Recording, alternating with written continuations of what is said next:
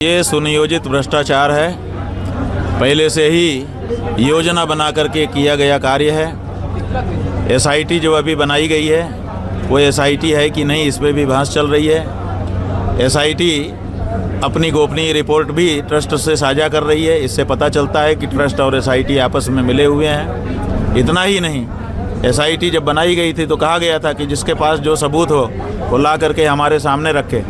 तो जब आपके सामने भूमि बिक्री के सबूत रख दिए गए, चंदा चोरी के सबूत रख दिए गए, जब आपके सामने 40% कमीशन के निर्माण कार्य में सबूत रख दिए गए, तो केवल 40 दिन के मामले को ही आप क्यों इन्वेस्टिगेट कर रहे हो? आप पूरे को शामिल करो और पूरे को शामिल करके ठीक से इन्वेस्टिगेशन करो। तो केवल 40 दिन की बात कह करके, और वो भी मिले जुले में, और एक दो लोगों को दिखावटी निकाल करके आप इस मामले को रफा दफा करना चाहते हैं, जो कि ठीक नहीं है। जब से चंदा शुरू हुआ मंदिर बनाने के लिए, तब से लेकर के अभी तक का पूरा एक एक चीज़ का परीक्षण होना चाहिए, जांच होनी चाहिए, और उसका जो भी प्रतिफल आता है वो जनता के सामने सार्वजनिक किया जाना चाहिए। जब आप कहते हैं कि हमने एक एसओपी बनाई थी और उस एसओपी को अनिल मिश्रा जी ने बदलवा लिया, तो बताइए, आप महामंत्री थे, आपके नीचे कैसे कोई आपकी एसओपी को बदलवा लेता था? आप कहते हैं कि हमने हर पन्ने पे हस्ताक्षर कर दिए थे और बाद में अनिल मिश्रा जी ने बैंक वालों से मिलकर के उसको बदलवा लिया। तो आप क्या कर रहे थे फिर? कहाँ थे? सोए थे? कुंभकर्णी नींद लगी थी? राम के मंदिर में बैठ करके आप इतना झूठ बोलते हो। अरे चंपत राय, तुम वही हो। 5 तारीख को तुमने 80 लाख रुपया बरामद पुलिस को बुलवा करके करवा लिया था, और 7 तारीख को देश के कैमरों के सामने तुम बोल रहे थे कि कुछ भी विशेष नहीं है, सब रूटीन चल रहा है, कुछ भी उल्लेखनीय नहीं है। तो तुम्हारा झूठ तो बिल्कुल सामने है। तुम झूठे आदमी, तुम क्या बताओगे? कल क्या बताओगे? तो तुम्हारे बारे में आज पता चल चुका है। महाराज जी, और सवाल है?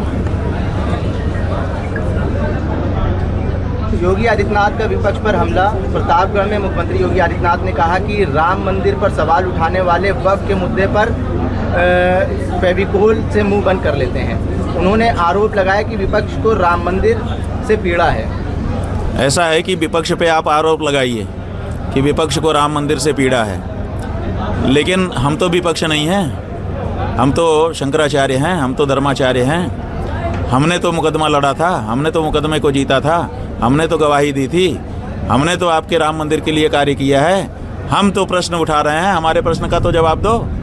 आप विपक्ष के बारे में जो कहना चाहो कहो, वो आपकी और उनकी बात है, हम उसमें कुछ नहीं बोल रहे हैं। लेकिन आप हमारे प्रश्न का जवाब क्यों नहीं देते हो? बताओ, तुम्हारे आरएसएस के लोग जब भगवान को राम जी को भगवान नहीं मानते, तो उनको राम मंदिर में क्यों तुमने बैठा करके रखा? बताओ बताओ। जब तुम्हारी डबल इंजन की सरकार है तो तुम्हारी नाक के नीचे इतनी बड़ी चोरी कैसे होती रही? कहाँ थी तुम्हारी एलआईयू? कहाँ थी तुम्हारे विजिलेंस? केवल हम लोगों के पीछे लगाने के लिए है? बताओ। और बताओ, जब ये सब हो गया है तो नैतिकता कहाँ है तुम्हारी? तुम्हारी तो दूर, तुम्हारे कोषाध्यक्ष की नैतिकता कहाँ है? कोष में इतनी बड़ी गड़बड़ी हो गई और वो इस्तीफा देने के लिए तैयार नहीं है। कहता है क्यों दूं, और माइक पकड़ करके और नीचे गिरा देता है। इसका मतलब कि आवाज़ दबाना चाहता है वो जो सवाल करता है उसकी। तो सवाल करने वाले की आवाज़ को चुप करने का जो आप लोगों ने तरीका अपनाया है, इस तरीके से देश की आवाज़ आप नहीं दबा सकेंगे। बार बार हम बताना चाहते हैं, ये देश उत्तर कोरिया नहीं है कि आप किम जोंग बन जाओ जनता को दबा के। ये भारत है, यहाँ अन्याय और अत्याचार के विरुद्ध लड़ने का मादा हर एक एक नागरिक के अंदर है। नागरिक खड़ा हो जाएगा तब क्या करोगे तुम? इसलिए इस बारे में गफलत न पालें। तत्काल अगर कुछ किया जाना है तो तत्काल इस पूरे ट्रस्ट को हटाया जाए, धर्माचार्यों का ट्रस्ट वहाँ पे बनाया जाए, सरकार निगरानी करने के लिए बैठे और दोनों मिलकर के वहाँ पे पवित्रता की स्थापना करें। अन्यथा ये ढोंग ज़्यादा दिन चलेगा नहीं।